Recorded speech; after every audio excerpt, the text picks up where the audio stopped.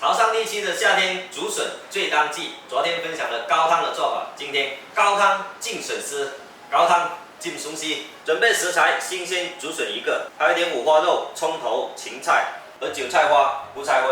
先来处理竹笋，一刀刮下去，等下是切切呢。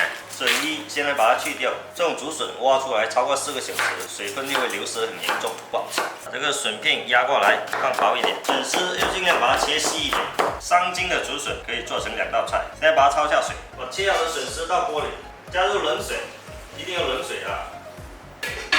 盖上盖子，开大火煮，煮开1分钟后来把它倒出来，再把它过一下冷水。 起锅烧油，砂锅烧热，下一点点油，先下一点白肉，白内炸出油后下笋丝，再把高汤倒进去，高汤上期视频有教程，稍微能跟食材持平就可以，让它慢慢的煮入味。再来炒笋丝，五花肉先爆香，竹笋它比较吃油一点，如果油不够的话，炒出来不好吃，涩涩呢。五花肉炒至金黄，丢2个钟头，炒出香味，再把笋丝倒进去炒。 笋丝先炒1分钟，再下胡菜花、老味大滋味茶米、白笋、茶胡菜花是热啊，再加1勺高汤来调点味，少许鱼露。家里有吃味精的话，可以下几颗味精。再来勾一点芡，翻炒均匀就可以出锅啦。